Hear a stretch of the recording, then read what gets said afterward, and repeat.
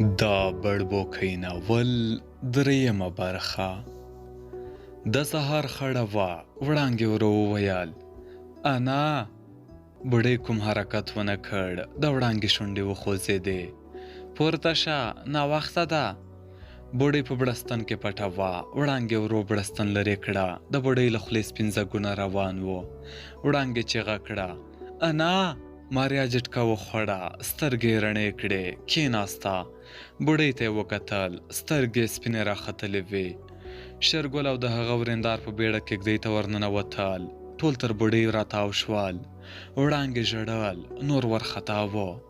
ماریا ورمخته شوه، د بوډۍ پر ګونځې ګونځې غاړه یې ګوتې کېښودې. ورو یې وویل: ژوندۍ ده. یوه شېبه غلې وه، وروسته یې شونډې وخوځېدې. لږ ځای راکړئ. کوچیان یوې خواته شول. ماریا وویل: تر دې مخکې څه تکلیف درلود؟ وړانګې په ژړغوني غږ ځواب ورکړ: جګه جوړه وه. شېرګل وویل: یو ځل پر زړه درد راغلی و، بس. ماریا د بوډۍ د ښي لاس زیږې ګوتې وموښلې. ورو یې وویل: ما ته د زړه حمله ښکاري. کوچیانو په حیرانۍ ورته کتل. ماریا وویل: د پښو تلې یې ور وموښئ. کوچۍ د بوډۍ پښو ته ور وښویېدې. ماریا څو ځله د بوډۍ پر سینې زور وکړ. کوچیانو په حیرانۍ ورته کتل. بوډۍ وټخل. ماریا وویل: د پښو موښلو ته دوام ورکړئ. بوډۍ ورو سترګې وغړولې. وړانګې په ژړا کې وخندل. ماریا هغې ته وکتل. ورو یې وویل: لږ د بورې شربت ورته جوړ کړه. وړانګه ولاړه شوه. شېبه وروسته یې د بوډۍ په خوله کې خوږې اوبه وڅڅولې. ورو یې وویل: انا، څنګه یې؟ بوډۍ په حیرانۍ ورته کتل. وروسته یې شونډې وخوځېدې.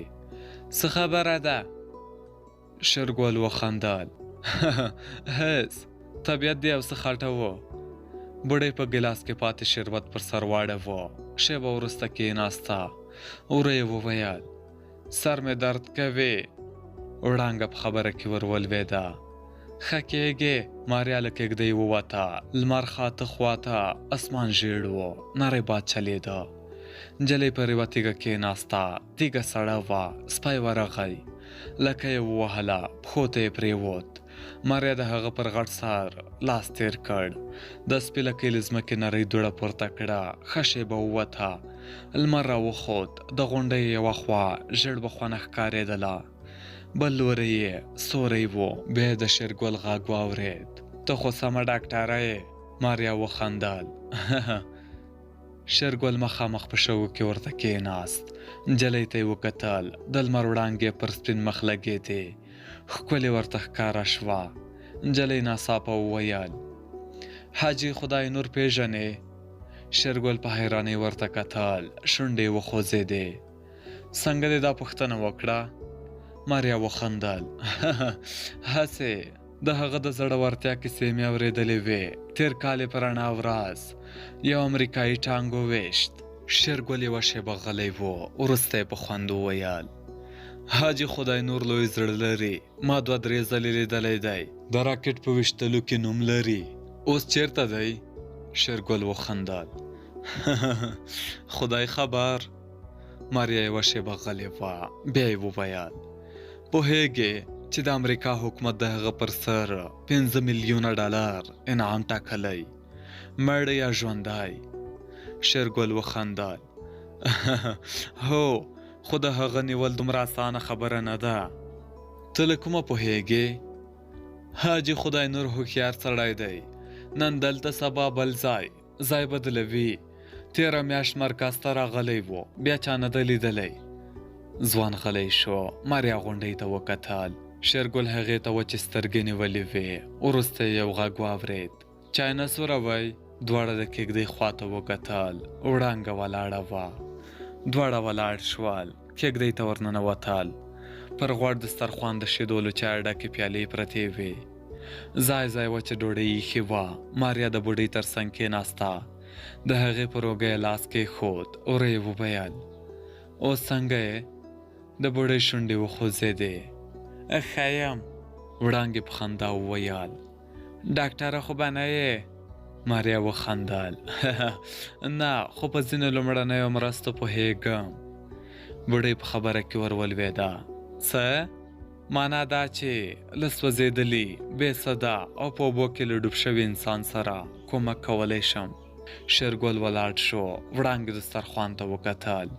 د ورور پیاله یې تر نیمایي ډکه وه.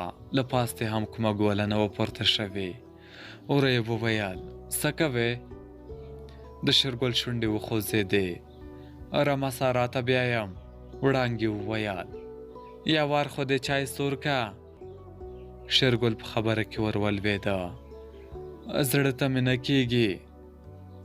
له دې سره له کېږدۍ ووت. بوډۍ وویل نور کله خو په دریو پاستو نه مړېدې، نن څنګه داسې ژر ولاړ سو؟ د وړانګې شونډې وخوځېدې. خدا زده. لنډه شېبه وروسته شېرګل بېرته کېږدۍ ته ورننوت. ښځو په حیرانۍ ورته کتل. کوچی ورخطا و. نیغ زړو بړستنو ته ورغی. شل ډزی ټوپک یې راواخیست. وړانګې په بیړه وویل څه خبره ده؟ شېرګل په لړزانده غږ وویل عسکر دي. د ټولو رنګونه والوتل. وړانګه د خپل ورور مخې ته ودرېده. په ورخطایي یې وویل د خدای لپاره موږ ته وګوره. شېرګل چیغه کړه مخه مې پرېږده. بوډۍ په بیړه وویل خور دې ښه وایي. شېرګل په خوشکه وویل دوی به مو تر تیغ تېر کړي. ماریا د کېږدۍ له چولې دښتې ته وکتل. په دریو رینجرو موټرو پسې سپېرې دوړې پورته کېدې. وړانګې چیغه کړه تر اوسه خو لا معلومه نه ده چې دوی چېرته ځي. شېرګل ماریا ته وکتل. ورې وویل دوی په نجلۍ پسې راغلي. له هغه پرته هم نه بچ کېږو. ښه دا ده چې په دوی هم میندې بورې کړم. د ماریا شونډې وخوځېدې. ته هوښیار سړی یې، کورنۍ دې مه ژوبلوه. شېرګل وویل خو ماریا په خبره کې ور ولوېده. په ما پسې نه دې راغلي. سپي وغپل. شېرګل د ټوپک ګېټ کش کړ. ماریا وویل په ما باور وکړه زه ستا د کورنۍ بربادي نه غواړم. موټر 2-3 شله ګامه لرې ودرېدل. سپی ترې راګرځېده. ماریا د شېرګل له لاسه ټوپک ونیو. بېرته یې تر بسترو لاندې کړ. یو غږ واورېدل شو راووځه. وړانګې ژړل. ورېندارې هم سونګېدله. بوډۍ ورخطا وه. شېرګل ماریا ته وکتل. په مړاوي غږ یې وویل تا غواړي. ماریا په خپل تندي ټیکری ورکش کړ. له کېږدۍ ووته. 25 وسلوال ولاړ وو. ځینو یې عسکري دریشي اغوستې وې. نور په شخصي جامو کې ول. برګ رومالونه یې تر سرونو راتاول. په دوړو لړلي ښکارېدل. ماریا په لوړ غږ وویل څه غواړئ؟ یوه ناره کړه سړی راوباسه. له هغه سره مو څه کار دی؟ ولې یې زموږ په لیدو منډه واخیسته؟ ماریا یوه شېبه غلې وه. وروسته یې ورو وویل شېرګله راووځه. کوچی له کېږدۍ ور ووت. 2 وسلوال د دوی خواته ور روان شول. ماریا کېږدۍ ته ننوته. شېبه وروسته عسکر د شېرګل تر څنګ ودرېدل. یوه یې کېږدۍ ته سر ور دننه کړ. شاوخوا یې وکتل. یوازې ښځې وې. بېرته یې شېرګل ته مخ ور واړاوه. ورو یې وویل ته دلته اوسې؟ شېرګل په ورخطایي ځواب ورکړ هو. ولې دې زموږ په لیدو منډه واخیسته؟ د کوچي ژبه بنده شوه. ما هماغه عسکر په غوسه وویل بیا داسې بخلې ونه کړې پوه شوې؟ شېرګل غلی و. عسکر روان شول. شېبه وروسته موټر حرکت وکړ. سپي تر یوه ځایه منډه پسې واخیسته. کله چې دوړې کېناستې ځای پر ځای ولاړ و. په موټرو پسې غپل. شېرګل کېږدۍ ته ورننوت. کوچیانو خدای ته شکرونه ایستل. شېرګل ماریا ته وکتل. ورې وویل تا کولی شول چې له هغوی سره ولاړه شې؟ ماریا غلې وه. کوچیانو په حیرانۍ ورته کتل. وړانګې وویل لالا رښتیا وایي. ولې دلته پاتې شوې؟ ماریا یوه شېبه غلې وه. وروسته یې وویل ما نه غوښتل چې تاسو ته کوم زیان در ورسوم. که ما ځان ورپېژندلی وای نو. بوډۍ ورمخته شوه. ماریا یې پر تندي ښکل کړه. وړانګې ژړل. ماریا د باندې ووته. پر یوه لویه ډبره کېناسته. دښتې ته یې وکتل. موټر ډېر لرې لمر خواته خواته روان و. سترګې له اوښکو ډکې شوې، له ځانه یې کرکه وشوه. شنه اسمان ته یې وکتل، ورو یې وویل خدایا ما وبخه. شېرګل د یوې ګڼې بېدې سیوري ته ناست و، پر ځمکه یې لیکې ایستلې، تر مخې د غنمو شنه وږي، باد یو لاس ښورول، رمه څو ګامه لرې سرېدله. وروسته یې د یو سیرلي نری غږ واورېد، سر یې پورته کړ، د سیرلي لکۍ له شنو غنمو راوتلې وه. شېرګل ولاړ شو، په سیرلي پسې یې څو تیږې وویشتلې. سیرلي د رمې خواته منډه کړه، یو غږ یې واورېد، یاره کوچیه مرداره مه کړه. شېرګل کیڼ لور ته وکتل، یو ځوان ور روان و، سپینه خولۍ یې پر سر وه، په لاس کې یې بیلچه ښکارېدله. شېرګل په ډډ کوچیاني غږ وویل ولې څه مو کړي چې داسې په کاوړ کې یې؟ ځوان د شېرګل تر څنګ ودرېد، ورو یې وویل عجب خلک یاست، د ځایي خلکو سلامت فصلونه مو خوړل، بیا وایئ. شېرګل په خبره کې ور ولوېده. چا؟ تېره شپه کوچیانو زما د تره رشقې ته رمه ور پرېښې وه، سهار ته ټکی نه و پاتې. شېرګل په بیړه وویل زار دې شي، ما خو خدای که تر اوسه مرداره پرې خوړلې وي. ځوان یودم وخندل، تا ته نه وایم، ته ښه سړی یې، زما در باندې پام و، سیرلی دې له غنمو وشاړه. شېرګل روان شو، ځوان هم په هغه پسې ګامونه واخیستل. دواړه د ونې سیوري ته کېناستل، یوه شېبه غلي وو. وروسته شېرګل مخامخ وکتل، ورو یې وویل دا غنم ستاسو دی؟ ځوان ختیځ لور ته لاس ونیوه، شونډې وخوځېدې. هغه هسکه تیږه وینې؟ کومه؟ هغه چې ټپوس پرې ناست دی. اهو تر هغه ځایه موږ کرلي، ورهاخوا د هغې ټیټې غونډۍ تر لمنې پورې مو بیا د ترونو فصلونه دي، هماغه تیږه یعنې پوله ده. شېرګل څه ونه ویل. ځوان یوه شېبه غلی و، وروسته یې شونډې وخوځېدې. ای کوچیه خبره ته ښکارې. شېرګل غلی و. ځوان وویل پوروړی یې؟ شېرګل هغه ته وکتل، شونډې وخوځېدې. نه. ناروغه یې؟ نه. کوم تاوان دې کړی؟ نه. مالونه دې ناجوړه دي؟ نه. دا ځوان تندی تریو شو. نو بیا څه ټکه در باندې را پرېوتې ده چې داسې خفه یې؟ شېرګل غلی و. ځوان یودم وخندل. مین یې؟ شېرګل هغه ته وکتل، بېرته یې سر ځوړند شو. ځوان وویل خوب دې څنګه ده؟ دا 2 شپې مې سترګې نه دي سر وروستې. اشتها؟ څه؟ ډوډۍ ډېره خورې که کمه؟ خدای که مې له پرونه راهیسې ګوله هم راپورته کړې وي. ځوان یوه شېبه غلی و. وروسته یې وویل د خلکو خبرې بدې در باندې نه لګېږي؟ هو لګېږي. له څه وخته راهیسې؟ دا 2 ورځې کېږي. ځوان وخندل. مین یې نو تور وي که سپین؟ شېرګل هغه ته وکتل. ځوان وویل ته مین شوی یې؟ شېرګل په حیرانۍ ورته کتل. ځوان وویل سپینه راته وکه. د شېرګل شونډې وخوځېدې. څه؟ څوک دې خوښیږي؟ شېرګل کوم ځواب ورنه کړ. ځوان وویل کوچۍ ده؟ نه.